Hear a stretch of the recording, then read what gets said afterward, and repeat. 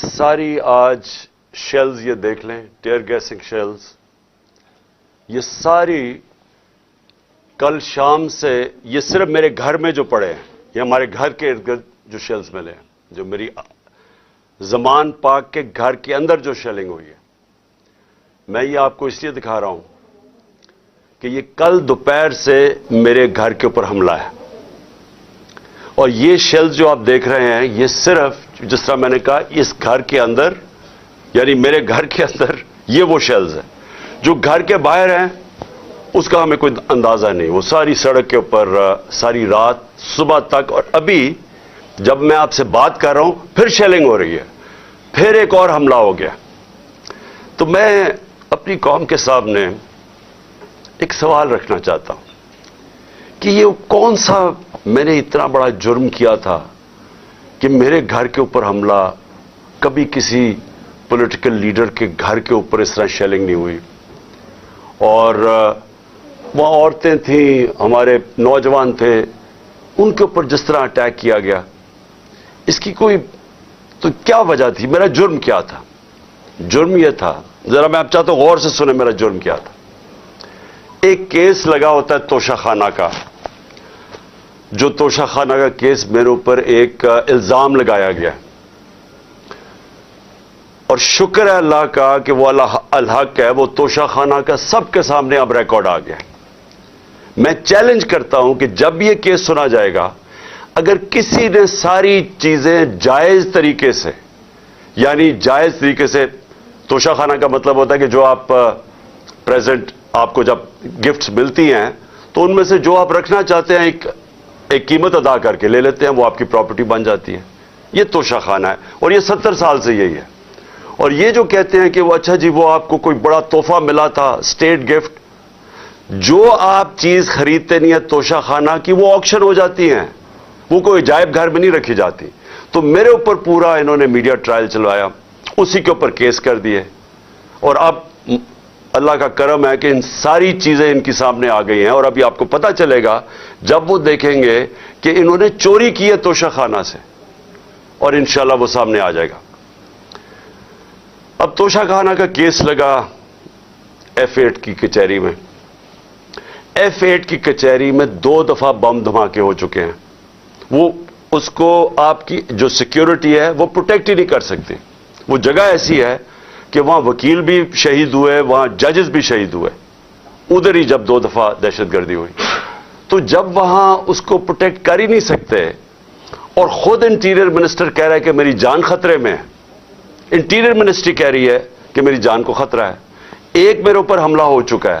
مجھے پتا ہے کہ جو لوگ آج بیٹھے ہوئے ہیں یہ اقتدار میں، جو شہباز شریف اور رانا ثناء اللہ، یہی انہوں نے ہی پہلا میرے اوپر کیا تھا، اور ایک اور ایجنسیز کے آدمی نے.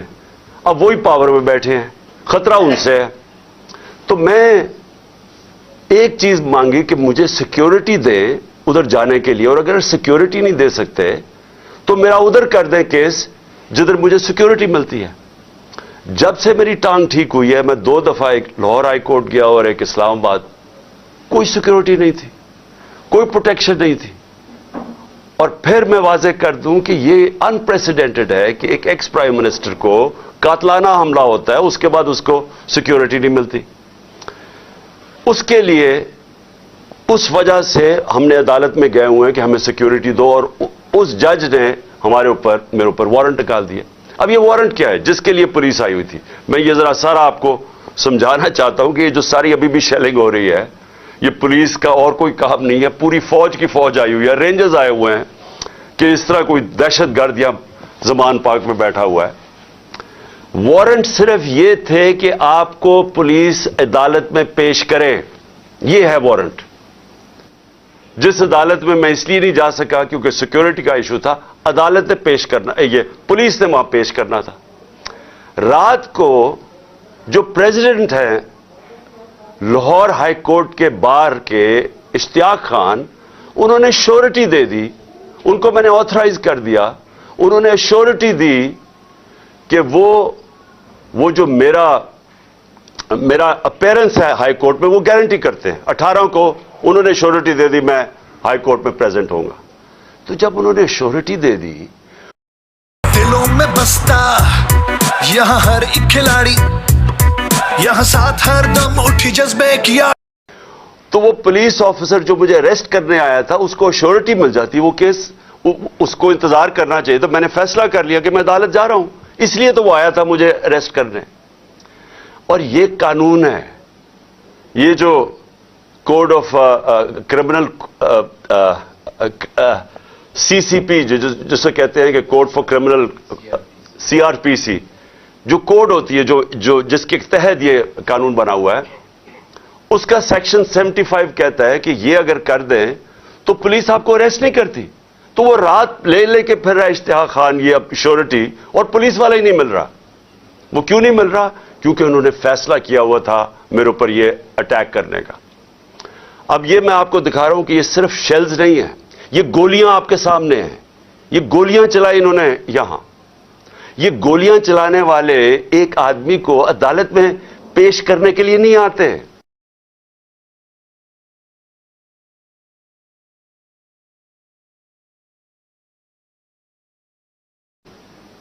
इनके अजाइम, ये जो ऊपर सारे बैठे हुए हैं जिन्होंने पहले ही मुझे कत्ल करने की कोशिश की थी, इनके अजाइम ये नहीं थे कि इमरान खान ने, ये अदालत ने भी, वो कह रहे हैं कि मैं पहुंचूंगा, उसके बावजूद ये हमला कर, और अभी तक हमला हो रहा है।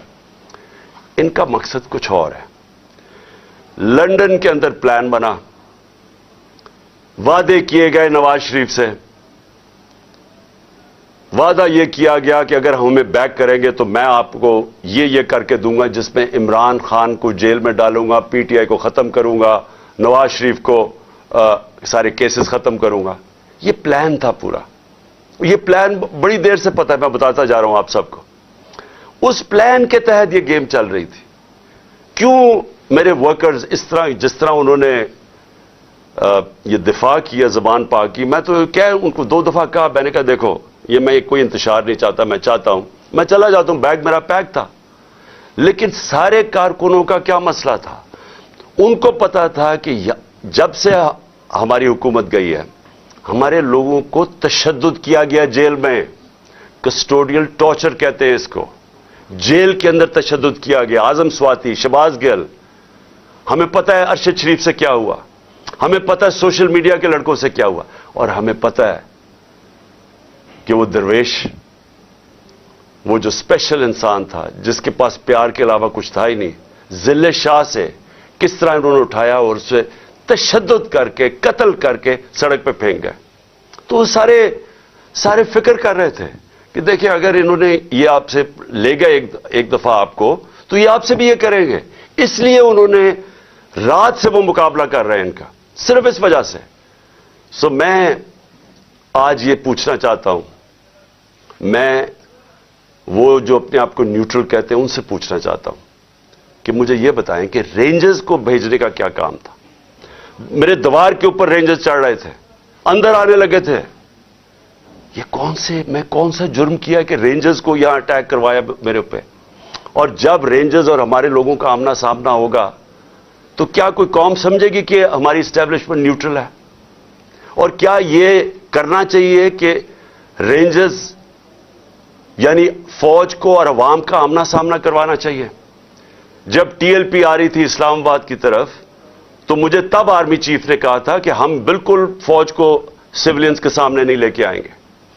तो अब क्यों आ रही है? क्या वजह है? कौन सा जुर्म है? क्या जुर्म किया मैंने? और क्या वजह है कि इस तरह की बेदर्दी से, जिस तरह का अभी तक सबको जो शेल्स मारे गए हैं, गोलियां चलाई गई हैं, यानी ये क्या जमहूरियत है? क्या हमने कभी हमारे 3.5 साल में कभी किसी के ऊपर 3 लॉन्ग मार्चेस दी, प्रोटेस्ट थे, क्या हमने कभी किसी के ऊपर यह किया?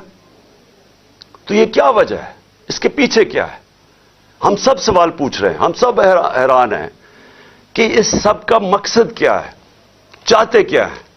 क्या ये वो सारी वही एक तसलसल है कि किसी तरह तहरीक इंसाफ को दीवार से लगाओ, लेकिन उससे भी ज्यादा इमरान खान को माइनस करो बीच में से, इसलिए पकड़ने आए थे? और देखिए, मैं आज अपनी सारी कौम के सामने कह रहा हूं कि देखिए, मैंने पूरी कोशिश की है जब से मेरी गवर्नमेंट गिराई गई है کہ کوئی میری وجہ سے اس ملک میں انتشار نہ ہو. ہم نے سارے پرامن 70 جلسے کیے, سب پرامن. جب کوئی انتشار کا وقت آتا تھا, جب انہوں نے اسی طرح ہمارے اوپر ظلم کیا 25 مئی کو پچھلے سال, میں نے کینسل کیا, میں نے اس کو ختم کر دیا دھرنے کو, کیونکہ مجھے ڈر تھا کہ اب انتشار کی طرف جا رہا ہے. اس کے بعد 26 نومبر لاکھوں لوگ جمع تھے وہاں اس وقت پنڈی میں. ہمارا پلان تھا اسلام آباد میں جا کے دھرنا دینا, لیکن جب میں نے ماحول دیکھا جو انہوں نے پولیس جمع 30,000 پولیس جمع کی ہوئی تھی, تو مجھے پتا تھا پھر یہ تو جان کے چاہ رہے کوئی کلیش ہو, تو میں نے وہ کینسل کر دیا. ہم نے 8 مارچ کو ایک پرمیشن لی ہوئی تھی, انہوں نے ہمیں شام کو پولیس نے پرمیشن دی تھی کہ اپنی الیکشن ریلی جو ہم نے اپنی 30 اپریل کی الیکشن کے لیے کرنی تھی, پرمیشن ملی ہوئی تھی, روٹ اپروو تھا. صبح لوگ آ رہے ہیں اور دیکھ رہے ہیں پولیس کھڑی ہوئی ہے اور پولیس کے جتھے کھڑے ہوئے ہیں اور لوگ ریلی کے لیے آ رہے ہیں, اور ایک دم پتا چلتا ہے کہ دفعہ 144 لگا دی جاتی ہے. کس وجہ سے؟ الیکشن جب ڈیٹ اناؤنس ہو جائے, آپ الیکشن ریلی کے خلاف دفعہ 144 کیسے کر سکتے ہیں, وہ بھی کیئر ٹیکر گورنمنٹ. اور اس کے بعد شیلنگ شروع ہو جاتی ہے, جس طرح اب آتے ساتھ اس شیلنگ, ڈرانا, دھمکانا, مارنا, اور اس میں ذل شاہ کا جس طرح قتل کیا گیا. تو اس کے بعد جب اگلے دن ہم نے وہ کیا, پھر سے انہوں نے جب بین کیا اور ان کا خیال تھا کہ ہم پھر سے ریئیکٹ کریں گے, میں نے پھر کینسل کیا, کیونکہ مجھے پتا تھا ہمارے لوگوں کو غصہ تھا جو ذل شاہ سے, سب اسے پیار کرتے تھے. تو اس لیے ہم نے کینسل کی, ہم نے پوسٹ پون کی تاکہ کوئی انتشار نہ ہو. اب مجھے بتائیں, رات سے جب مجھے پتا چلا کہ اچھا یہ وارنٹ آ گئے ہیں تو چلیں میں شیورٹی دے دیتا ہوں, وہ بانڈ سائن کر دیتا ہوں میں اس کے ساتھ, اشتیاق خان کے ساتھ, پریزیڈنٹ لاہور بار ہائی کورٹ بار ایسوسی ایشن. تو پھر کیا چیز رہ گئی تھی, کیا وجہ ہے؟ ابھی تک حملے ہو رہے ہیں, عدالت کے اندر ہمارا کیس پڑا ہے, عدالت میں ہم گئے ہوئے ہیں اسلام آباد میں اور لاہور میں, اور ابھی تک یہ شیلنگ رینجرز نے پھر اٹیک کر دیے. اور مجھے ابھی بھی نہیں سمجھ آئی کہ میرے گھر کی دیواروں سے کود کے اندر آ رہے تھے, کیا کوئی کمانڈو ایکشن کرنا تھا کہ عمران خان کو پکڑ کے لے جانا تھا؟ یہ کیا مذاق کر رہے ہیں اس ملک کے ساتھ. اور میں آخر میں افسوس سے کہنا چاہتا ہوں کہ دیکھیں یہ ملک کو ادھر آپ لے کے جا رہے ہیں, اور جو بھی اس وقت پاور میں بیٹھے ہیں, میں آپ کو یہ بتا دوں کہ ملک کو ادھر لے کے جا رہے ہیں کہ یہ میرے ہاتھ سے بھی چیز نکل جائے گی. اب یہ جو لڑکوں نے, یہ تھوڑے سے تھے, جس طرح انہوں نے وہاں کھڑا ہو کے ٹیئر گیسنگ سب کے باوجود, اتنی بھاری پولیس کی نفری اس کے سامنے کھڑے ہوئے ہیں, صرف اس خوف سے کہ چیئرمین کو اٹھا کے لے جا کے یہ پھر جیلوں میں تشدد کریں گے. اور خوف یہ ہے کہ انہوں نے قتل کرنے کی کوشش کی تھی اور یہی اب جیل میں لے کے جا رہے ہیں. کسی کو اعتماد نہیں ہے ان مجرموں کو, یہ جرائم پیشہ لوگ ہیں, کسی کو ان کے اوپر اعتماد نہیں ہے. تو میں سوال یہ پوچھتا ہوں کہ جو اس وقت اقتدار میں بیٹھے ہیں, جو پاور میں ہیں, جو پاور کنٹرول کرتے ہیں پاکستان کی, اور وہ یہ نہیں ہے یہ جو رانا ثناء اللہ اور یہ جو شہباز شریف ہے جن کے پاس پاور ہے, کیا کوئی فکر ہے آپ کو پاکستان کی؟ کیا آپ کو فکر ہے کہ یہ ملک جا کدھر رہا ہے؟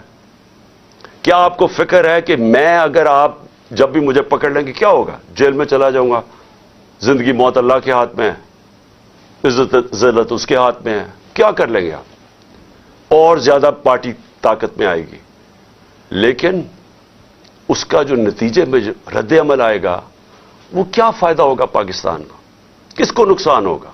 جس ملک کی معیشت ابھی بیٹھ چکی ہے, بھی بیکاروں کی طرح پیسے مانگتے پھر رہے ہیں, ملک سکڑتا جا رہا ہے, مہنگائی آسمانوں پہ ہے, مہنگائی ایسی مہنگائی پاکستان کی تاریخ میں نہیں آئی, تنخواہ دار طبقہ پس گیا ہے, بیچاروں کے پاس اس وقت حالات یہ ہیں کہ ان کا 2 ہفتے کے اندر ان کے پاس تنخواہیں ختم ہو جاتی ہیں. اس ماحول کے اندر انتشار پھیلانا, کیا یہ کوئی پاکستانی سوچ رکھے؟ یہ تو کوئی دشمن ایسے کرے ملک کے ساتھ تو یہ ہمارے ہاتھ سے گیم نکل جائے گی. یہ جو حرکتیں ہو رہی ہیں یہ میری اب یہ جو باہر لڑکے ہیں یہ میری نہیں سن رہے. جب ان کے اوپر یہ انتشار ہو رہا ہے اور یہ جو شیلنگ ہو رہی ہے وہ میری نہیں اب بات سنتے. وہ اب میرا کوئی کنٹرول ان کے اوپر نہیں ہے. اور جس طرح کی اب بمباری اور یہ سب کے ہاتھ سے نکل جائے گا. اس لیے میں کہنا چاہتا ہوں اپنی عدلیہ سے سب سے پہلے کہ دیکھیں امید صرف اب ہمیں آپ پہ رہ گئی ہے. یہ جرائم پیشہ لوگ جو گورنمنٹ میں بیٹھے ہیں یہ تو کوشش کر رہے ہیں کہ 80 کیسز کر دیے ہیں, یہ تو کیسز بڑھتے جائیں گے. یہ تو کوئی کبھی ایک عدالت کبھی دوسری عدالت, ان کی تو کوشش ہے کہ میں الیکشن نہ لڑوں یا میں کسی جیل میں چلا جاؤں اور یا سارا وقت الجھا رہا ہوں کیسز میں کہ کبھی ایک وارنٹ نکل رہا ہے. تو ہمیں تو صرف امید عدلیہ سے ہے, اور دوسری ہم امید لگا رہے ہیں اپنی جو اسٹیبلشمنٹ ہے اس ملک کی کہ کیا آپ کا انٹرسٹ پاکستان میں ہے یا نہیں ہے. تو یہ جو تماشا ہو رہا ہے اس کو بند کریں, ملک کا سوچیں. یہ جو بھی پلان ہے لندن کا اس کے اوپر نہ کام کریں. یہ ملک تباہی کی طرف جا رہا ہے. اور میری اپیل ہے آپ سب سے کہ اب اس ملک کا سوچیں. اب جن کا جینا مرنا اس ملک میں ہے, ہمارے تو کوئی باہر نہیں جانا, میں تو کوئی لندن نہیں جانا جس طرح یہ سارا ٹبر اٹھ کے چلا جاتا ہے یا دوسرا اٹھ کے وہ باہر چلا جاتا ہے. ان کی تو باہر پراپرٹیز اربوں ڈالر ہیں, ہمارا تو جینا مرنا یہاں ہے. تو میرا اکیلے کو فکر نہیں کرنا چاہیے, ہر اس پاکستانی کو اس ملک کا سوچنا چاہیے جو اٹھ کے لندن نہیں چلا جائے گا, جس کے باہر ڈالرز ہی پڑے ہوئے, ان سب کو سوچنا چاہیے کہ ملک جا کس طرف رہا ہے. اور اپنی عوام کو آخر میں آپ کو کہنا چاہتا ہوں, میں پھر سے آپ کو کہنا چاہتا ہوں, میں پکڑا جاؤں, جیل میں بھی چلا جاؤں, جو بھی مجھے ہو جائے, آپ نے یہ جو حقیقی آزادی کی ہماری تحریک ہے, آپ نے سب نے اس میں شرکت کرنی ہے. کیونکہ غلام قوم کا کوئی مستقبل نہیں ہوتا. یہ جو ایک چھوٹا سا طبقہ اوپر حاوی ہوا ہے, قانون کے وہ اوپر بیٹھا ہے, ہر قسم کا ظلم کرتا ہے لوگوں پہ, خوف کے اوپر ملک چلاتا ہے, سارے ملک کے وسائل کے اوپر قبضہ کر کے بیٹھا ہوا ہے, یہاں سے پیسہ چوری کرتا ہے, ہنڈی والے سے باہر بھجوا دیتا ہے. ملک کا ساری چوری کا پیسہ آج ان کے بڑے بڑے بینک اکاؤنٹس اور لندن اور باہر مغربی کیپٹلز میں ان کا پیسہ پڑا ہے. صرف دبئی کے اندر 20,000 پاکستانیوں نے, یہ ابھی بلومبرگ کی رپورٹ ہے, 20,000 پاکستانیوں کا دبئی میں $10.4 ارب پڑا ہوا ہے. تو ملک کیسے آگے جا سکتا ہے اگر یہ ان لوگوں کے ہاتھ میں ملک رہے گا. اس لیے میں قوم کو آج کہہ رہا ہوں کہ آپ نے پوری طرح اس حقیقی آزادی کی جہاد میں شرکت کرنی ہے. پاکستان زندہ باد.